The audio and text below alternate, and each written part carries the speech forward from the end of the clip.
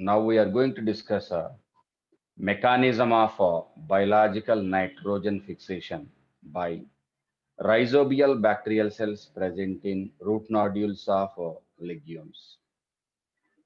So rhizobium is a obligate nitrogen fixer. Within the root system of legume plants, leg hemoglobin is present. That leg hemoglobin is able to protect dinitrogenase enzyme.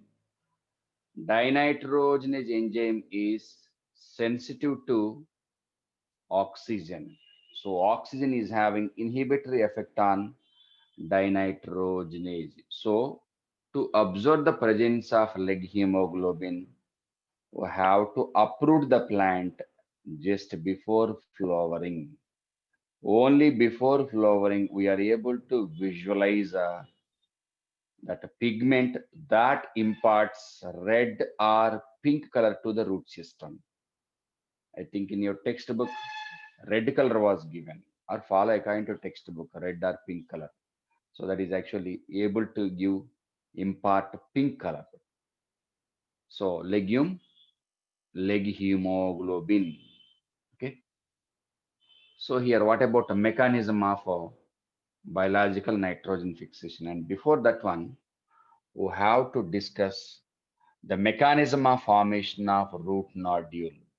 Root nodule formation in legume plants. What about a root nodule formation?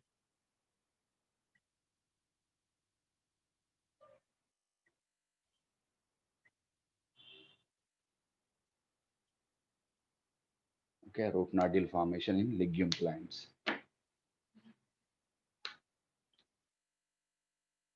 Take a transverse section of a root system. This is a root epidermis, epidermal part. These are the epidermal cells. Here cortex like that. So take a one root hair or certain number of root hairs. The root hair. Okay, right? So here a number of rhizobial bacterial cells are present.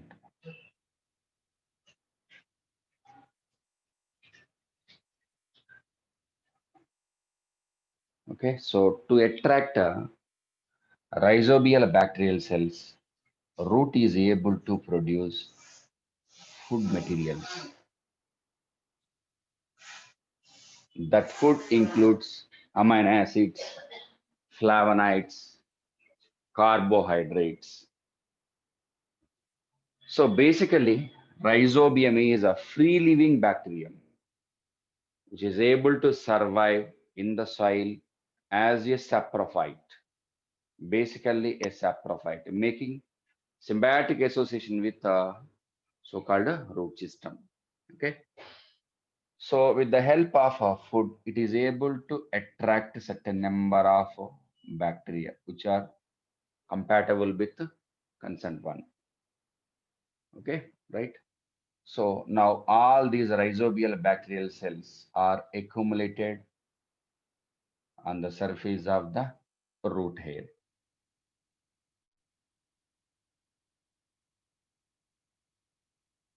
Root hair. Okay, right? So once they reach root hair surface, they multiply, their population is increased. Okay, now they are going to cause infection, entry of rhizobial bacterial cells into root hair. So take a root hair separately now. So once they approach root hair, what about the fate of root hair? It is curled, curling of root hair. Root hair is curled. So now event is curling of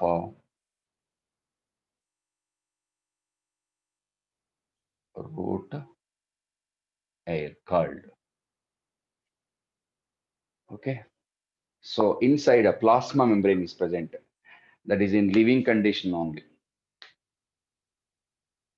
Root hair is in living condition. This is a plasma membrane. That black colored one is a cell wall. Okay. So this one is a cell wall, and this one is plasma membrane. Okay, so now bacteria are here. These are the bacteria.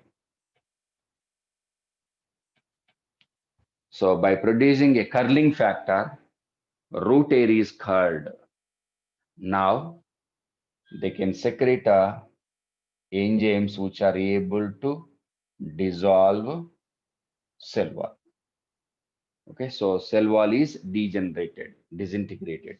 So first curling, second one cell wall degeneration or removal of the cell wall, disintegration or lysis of cell wall, lysis of cell wall by bacterial cells. Once cell wall is damaged in the tip region, the growth of the root area stops. Now they can produce a chemical which is able to cause curling of the plasma membrane. So plasma membrane is invaginated. Invagination of the membrane, cell membrane. Okay, so cell membrane is invaginated. So this is called as a invagination of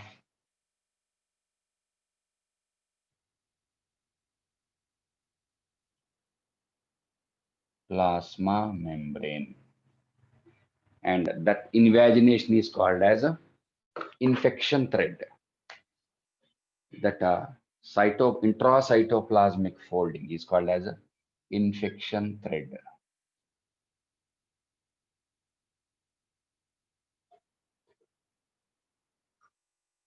Infection thread.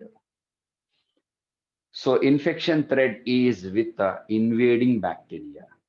So invagination of plasma membrane with the invading bacteria. So now bacteria are moving into infection thread. Okay, so like that. The purpose of infection thread is to transport rhizobial bacterial cells into the cortex. So once they reach this part, what about the fate of or the tip part of infection thread? Dissolved. Now bacteria released into cortex. Now bacteria are within the cortex. So once they are within the cortex, they cause growth and development of are able to stimulate excessive cell division in the innermost layers of the cortex and pericycle. So within the cortex, so cortex plus pericycle. Pericycle cells divide and ultimately a number of cells are produced within that cortical region, and that leads to what formation of a globose structure that is called as a nodule. Nodule is formed. For example, next, for example, this is the taproot system, and this is nodule, for example, root, lateral branch, nodule, root nodule. So within the nodule, bacteria called as the bacteria present in root nodule. So take out the root nodule part. So this is nodule part, root nodule. So within the root nodule, bacteria are present. For example, this is a host cell within the nodule, host cell. This is a host cell. Inside the host cell, a number of bacteroids are present. In your textbook, rod shaped is given, but actually they are spherical shaped. Here, rod shaped, bacillus. bacilli. But in your textbook, even after the entry, they are taking bacilli only. Follow according to textbook. But actually, these are the bacteroids. They are spherical shaped bacteroids. But in the textbook, they are modified into bacilli even. Follow as this. Bacteroids. Bacteroids. Okay. So that is about mechanism of formation of so-called root nodule. Okay. Is it clear? Right? Any objection? Simple thing. Food is produced by a root. Bacteria are attracted towards that. Curling of the root hair, removal of the cell wall, invagination of plasma membrane. Bacteria are transported into cortex, where they produce hormones. They are able to stimulate growth in innermost cortical cells and pericycle. So, in the formation of root nodule, cortical cells and pericycle both are involved in the formation of a nodule. So bacteria are multiplied within the nodule and they cause multiplication of cortical cells and pericycle cells. So in the formation of root nodule, cortical cells and pericycle cells both are involved. Okay, so that is about a mechanism of or various steps present in the formation of root nodule. After formation of root nodule is established with a vascular connection. This is a vascular connection. So vascularized means vascular connection is supplied to vascular bundles, xylem, phloem, radial vascular bundles actually. So vascular connection.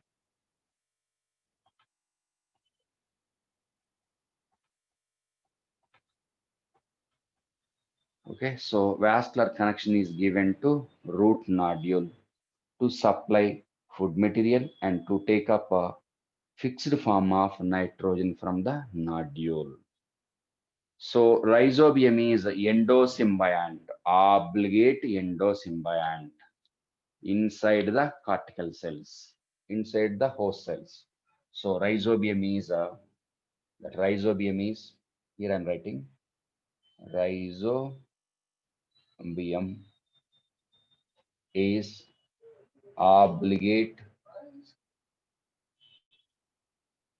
endosymbiont inside the cells of host, obligate endosymbiont, able to perform biological nitrogen fixation inside the host cell within the cytoplasm only, obligate endosymbiont. Okay, take the screenshot, copy it please.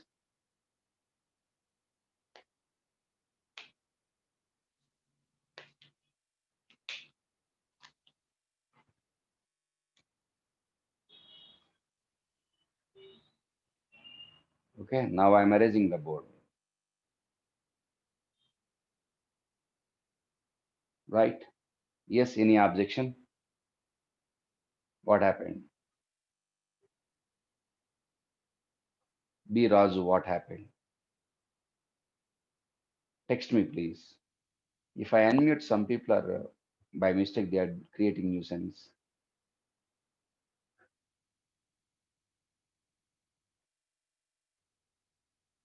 B Raju, text me please.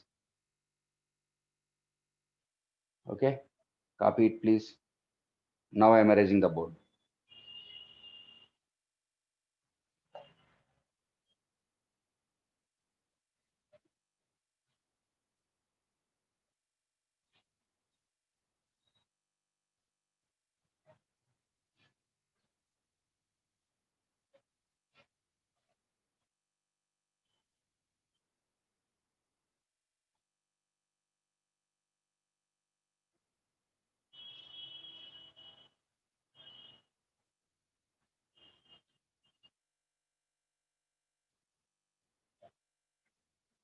Now, what about the enzyme involved in biological nitrogen fixation.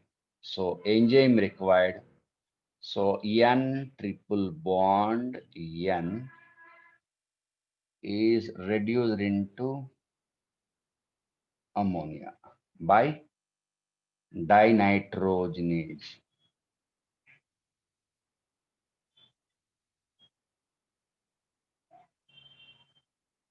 Okay, so dinitrogenase is an enzyme. So take that enzyme here. What about dinitrogenase?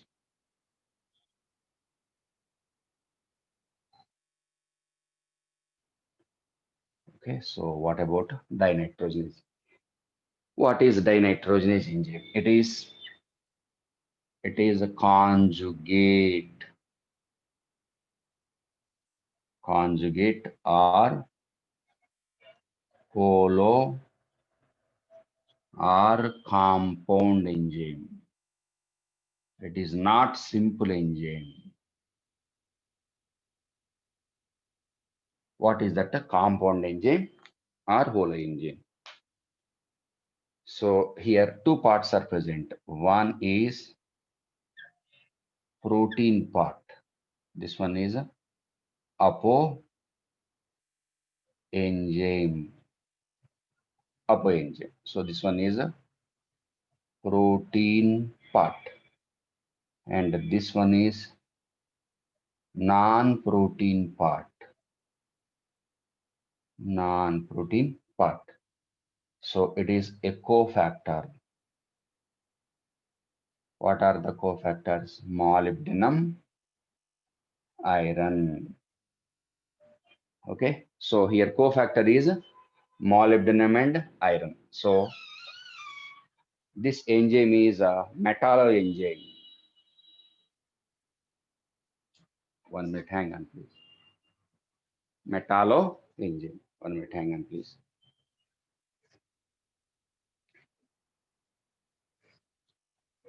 2 minutes, please.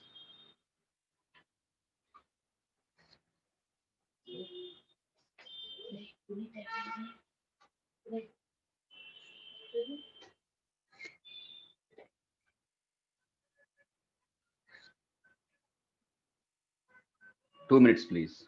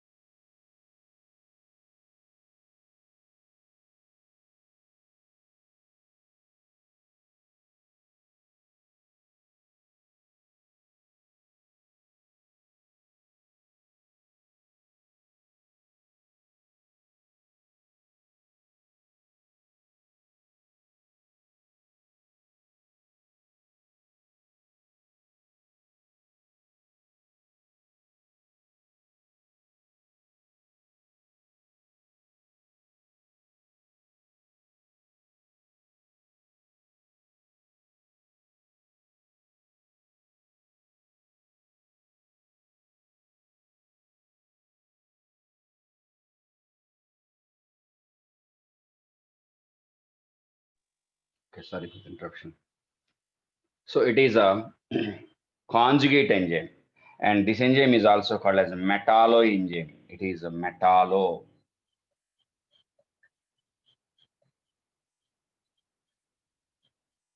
Little bit behind NCERT, but remember this one.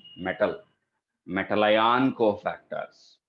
Metal ion cofactor. Next, what about the mechanism of action of this dinitrogen enzyme?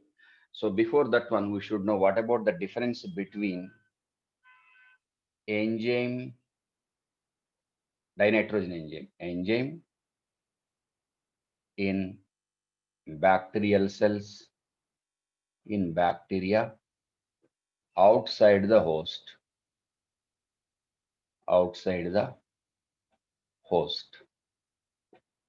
And what about the function of the enzyme? Enzyme in the bacterial cells, in bacteria, inside the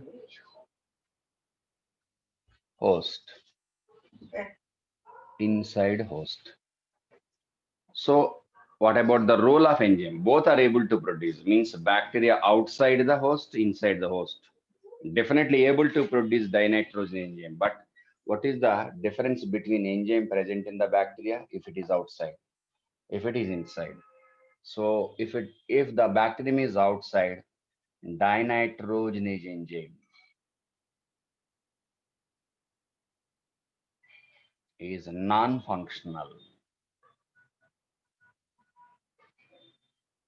Non-functional. Reason, reason oxygen. Reason oxygen is able to inhibit.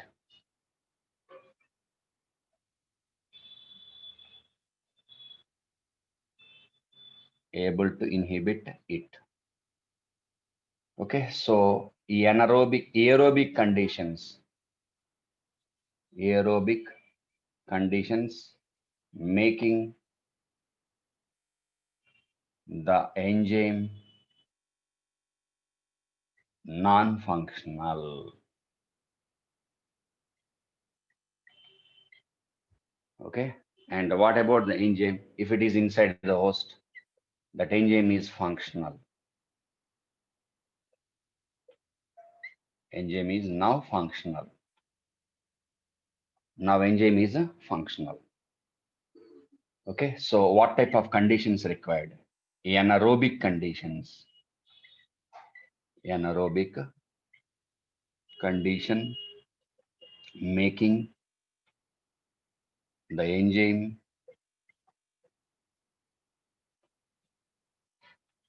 functional. Okay, right? So here, leg hemoglobin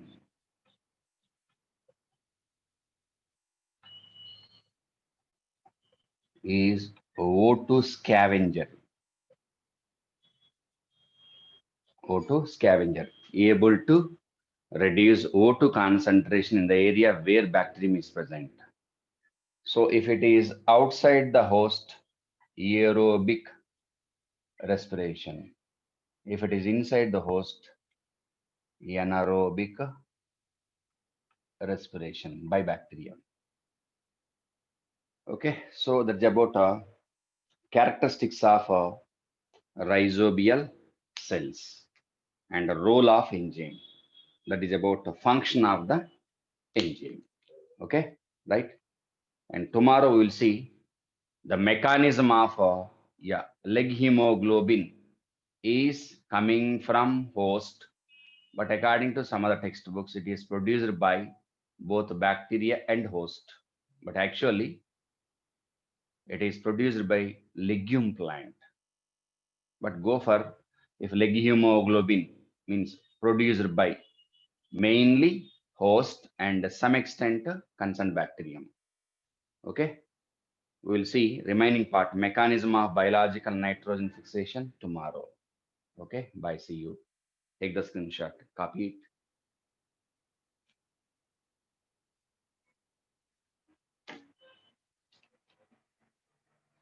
Copy it, please. Okay, bye. See you. We'll meet tomorrow.